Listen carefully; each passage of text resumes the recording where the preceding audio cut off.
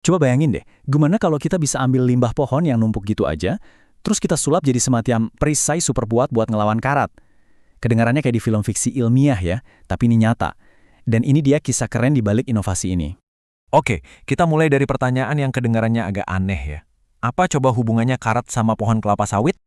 Mau percaya atau enggak, jawabannya ini bisa bantu kita mecahin dua masalah super besar sekaligus loh, baik buat lingkungan maupun ekonomi. Yuk kita kupas tuntas satu persatu. Pertama-tama kita bahas dulu masalah yang pertama, kekuatan karat atau korosi yang rusak banget itu. Jadi korosi itu apaan sih sebenarnya?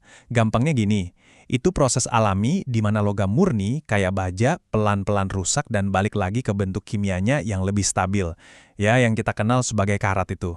Dan ini, jangan salah, bukan masalah sepele loh. Ini masalah global yang nggak ada habisnya. Dan biayanya itu mahal banget.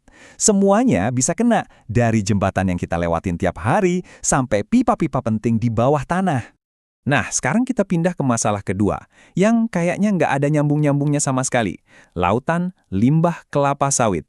Kita semua tahu kan, industri kelapa sawit itu bisnis global yang gede banget. Dan pusatnya itu ada di negara-negara kayak Malaysia dan tentu aja Indonesia. Nah, dari industri raksasa ini, muncul limbah pertanian yang jumlahnya, ya ampun, banyak banget. Di Malaysia aja, angkanya sampai 60 juta ton setiap tahun. Coba bayangin deh, sebanyak apa itu? Limbah ini tuh isinya macam-macam, mulai dari batang pohonnya, pelepahnya, sampai tandan buah kosong yang udah nggak kepake lagi setelah panen. Nah, intinya di sini, ini jadi tantangan besar buat ngebuangnya. Tapi, di sisi lain, ini juga sumber daya raksasa yang belum kesentuh sama sekali.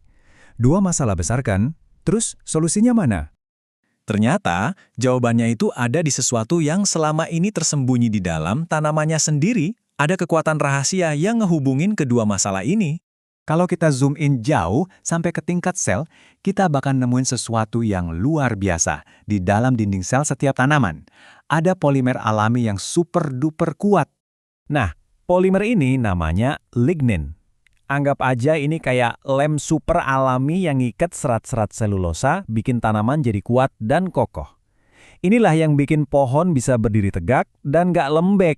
Nah, yang ironis kan, di sebagian besar industri, kayak pabrik kertas misalnya, lignin yang super berharga ini malah dianggap sampah. Dibuang gitu aja. Jadi, ini limbah di dalam limbah. Disinilah keajaiban sains dimulai. Para ilmuwan mulai mikir, gimana kalau kita ambil lignin dari limbah sawit ini, terus kita sulap jadi sesuatu yang berguna?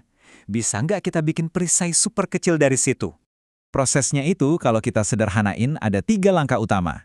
Pertama, lignin diekstrak dari limbah sawit. Kedua, ligninnya diubah secara kimia. Dan terakhir, produk akhirnya dimurnikan biar siap pakai. Tujuannya apa sih? Simpel aja, buat bikin semacam jas hujan, pelindung di permukaan baja. Jas hujan super kecil di tingkat mikroskopis yang bisa ngelindungin baja dari korosi. Oke, teorinya keren. Tapi pertanyaannya, beneran ngaruh nggak sih? Yuk kita lihat hasil tes dari perisai lignin ini. Wow, lihat deh ini. Kelihatan jelas banget kan bedanya? Yang kiri itu baja yang karatan parah. Nah, yang kanan itu baja yang dilindungin sama lapisan lignin. Beda jauh. Dan ini bukan cuma soal gambar ya. Datanya juga nunjukin hal yang sama. Grafik ini nunjukin tingkat perlindungan dari korosi. Baja yang dilindungi lignin itu efisiensinya sampai sekitar 90%. Itu angka yang luar biasa banget. Jadi, kesimpulannya udah jelas banget. Perisai lignin ini beneran ampuh. Bisa memperlambat proses korosi yang rusak itu secara drastis. Jadi pada akhirnya, kita nemuin sebuah solusi yang ternyata selama ini ada di depan mata kita. Cuma kita aja yang belum sadar.